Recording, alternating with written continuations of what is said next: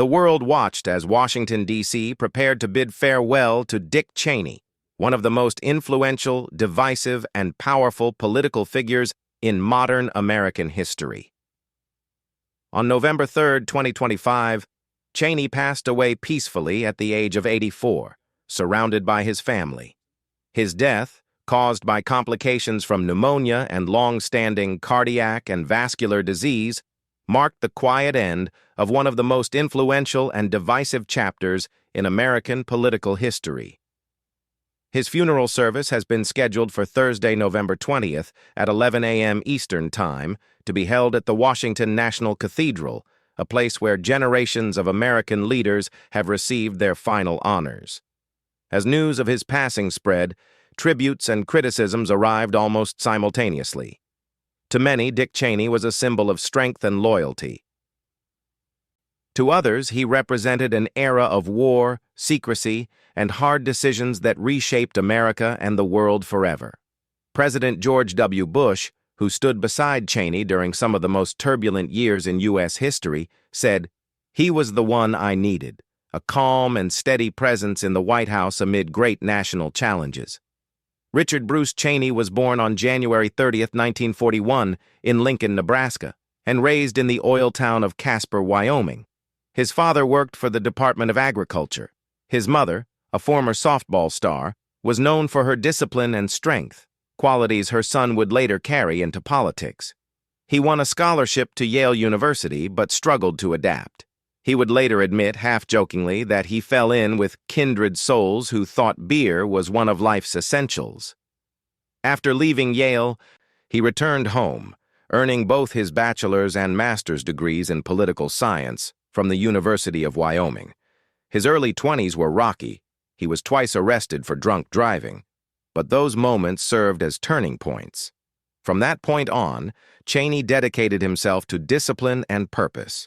By 1968, he was working as a congressional aide in Washington, D.C., and within a decade, his quiet competence caught the attention of those at the very top. When President Gerald Ford appointed Donald Rumsfeld as Defense Secretary, Cheney, just 34, replaced him as White House Chief of Staff, becoming one of the youngest to ever hold the position. When Ford lost the presidency in 1976, Cheney returned to Wyoming, ran for Congress, and won. Over 10 years in the House of Representatives, he built a reputation as a pragmatic yet deeply conservative legislator.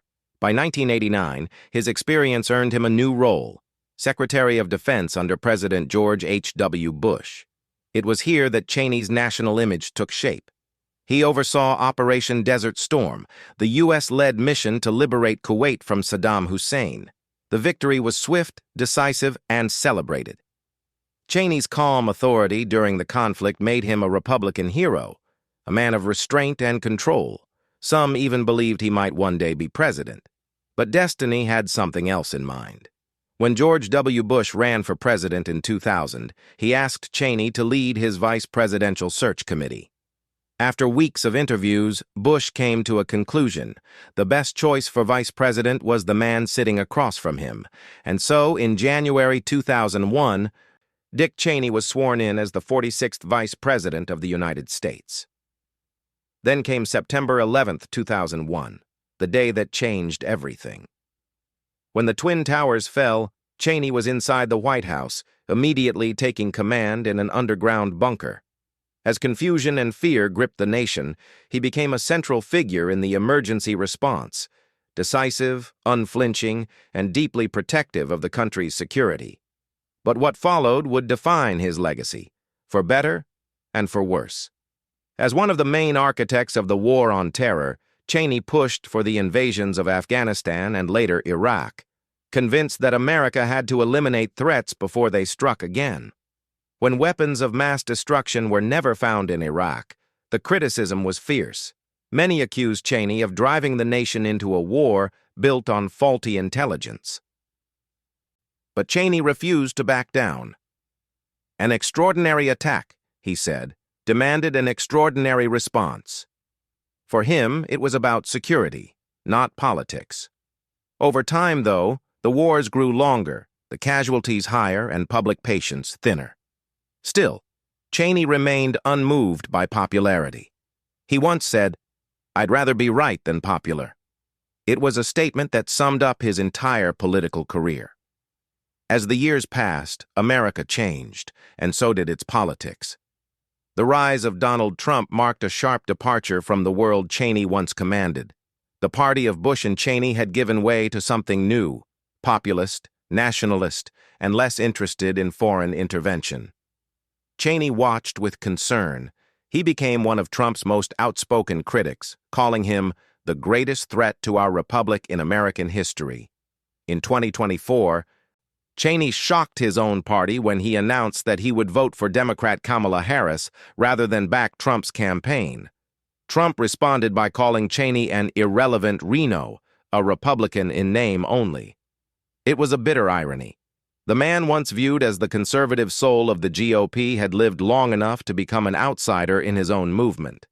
But beyond politics, there was another Dick Cheney, a husband, father, and survivor. He endured 5 heart attacks, numerous surgeries, and a heart transplant in 2012. Through every health battle, his wife Lynn Cheney, a scholar and author, stood by his side. Together, they raised 2 daughters, Liz and Mary. Liz Cheney followed her father's political path, serving in Congress and earning national attention for opposing Trump after the January 6th Capitol riots. President Bush later said, "Dick's love for America was second only to his love for his family." After Cheney's death, tributes flowed in from allies and adversaries alike.